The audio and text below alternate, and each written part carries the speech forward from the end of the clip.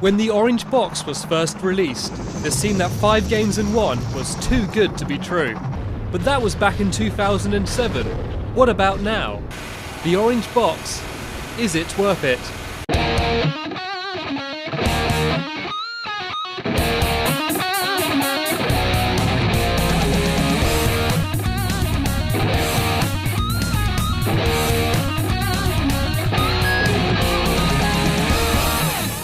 The biggest portion of the orange box package is Half-Life 2. The disc contains Half-Life 2 in full, as well as both of its 2 expansion packs, Episode 1 and Episode 2. And these 3 games contain some of the most incredible moments that you're ever likely to experience while sitting in front of a screen.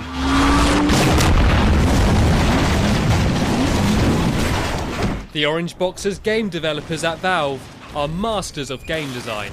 And with Half-Life 2, they have truly produced a masterpiece. The game's expert level design, well-paced gameplay, and brilliantly told story make Half-Life 2 stand out from the crowd. I'm not saying goodbye, Dad. We'll meet you there. I know you will. I'll see you there, baby. And while the episodes are slightly on the short side, they do manage to maintain, or even surpass, the high standard that Half-Life 2 set. And with Episode 3 tipped to be released in the future, now is the time for you to step into the world of Half-Life, if you haven't already. Phew. Alright, let's get off before the next ride starts. With the only small drawbacks being the game's now slightly dated graphics and long load times, I really can't stress enough how good these games are. And they are only one part of the orange box. Once you have finished killing aliens, you can get inventive with portals. The Orange Box's second single-player offering comes in the form of the ingenious first-person puzzler, Portal. Portal is set within the Half-Life universe and sees the player solving a variety of physics-based puzzles in a series of test chambers. That might sound dull at first, but when you add the game-changing portal gun that allows you to navigate the game's terrain in mind-bending ways, as well as a tight narrative full of well-written and performed black humour, and one of the most satisfying ends that you are ever likely to experience, you have the recipe for an instant classic. Was it worth it? Because despite your violent behaviour, the only thing you've managed to break so far is my heart.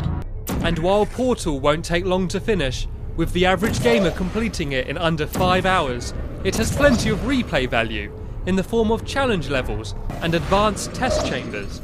Portal also does its job of setting up the player for the recently released Portal 2 perfectly. Well done. There is certainly enough single-player content to keep you busy for a long time, but the Orange Box also has a multiplayer offering in the form of Team Fortress 2. I am on fire! Team Fortress 2 is a class-based multiplayer-only game. It has 6 maps, and each map can only be played with the one game type. That doesn't sound like much, but the maps are large and split into different sections that you switch to between rounds, so many of the maps feel more like 2 or 3 maps in one. And because each map has been specifically designed for just the one game type, Valve were really able to fine-tune the experience that they wanted gamers to have. Thanks for the aid!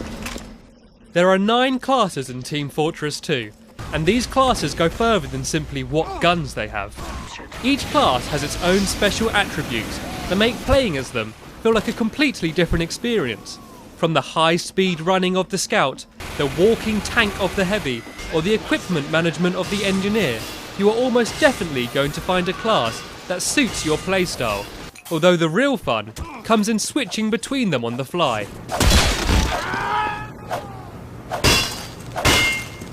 Each class also has its own unique personality that really helps to add character to the game.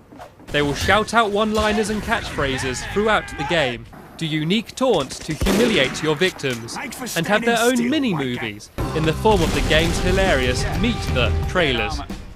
Not a crazed gunman, Dad. I'm an assassin. What the difference being one has a job and the other's mental sickness? These fun and balanced classes, in combination with the game's varied and expertly constructed maps, means that Team Fortress 2 offers some of the most exciting and unique online experiences available. But this isn't always the case. I'm afraid to say that while Valve are usually renowned for their brilliant community support, if you play Team Fortress 2 on a console, you may feel somewhat neglected.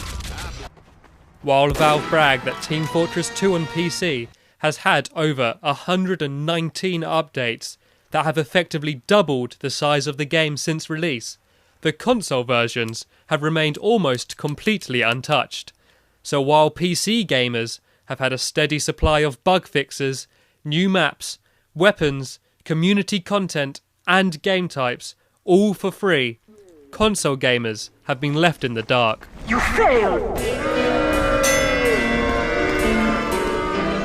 On consoles, the game is full of always annoying and often game-breaking glitches that can sometimes make the game unplayable. From people placing gun turrets through walls or getting to locations they shouldn't, these glitches and exploits really ruin an otherwise excellent game. Hacked lobbies are also commonplace online. I have spent up to a quarter of an hour trying to find a game without everyone running around at super fast speeds, low gravity, or any other combination of bizarre hacks. So if you have the choice of getting Team Fortress 2 on PC, then that's the option to take.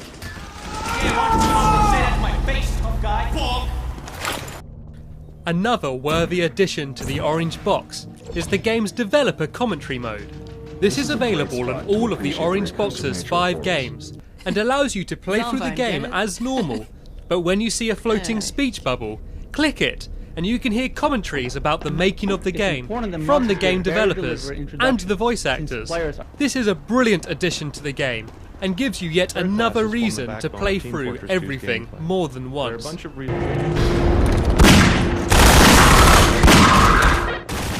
The Orange Box is certainly overflowing with content, but is it worth the price? It most certainly is. If you have any interest in first-person shooters, and the Orange Box isn't part of your games collection, then get it. The game's multiple single-player offerings are more than enough to earn the relatively small amount of money that you'll be able to pick the game up for second-hand. And while Team Fortress 2 was clearly made for the PC, when you get into a good lobby on a console, you will be hard-pushed to stop playing. In short, the Orange Box is most definitely worth it. I suggest we adjourn this meeting of the Mutual Admiration Society until after we have launched our rocket. Now, I believe we're ready to start the auto sequence.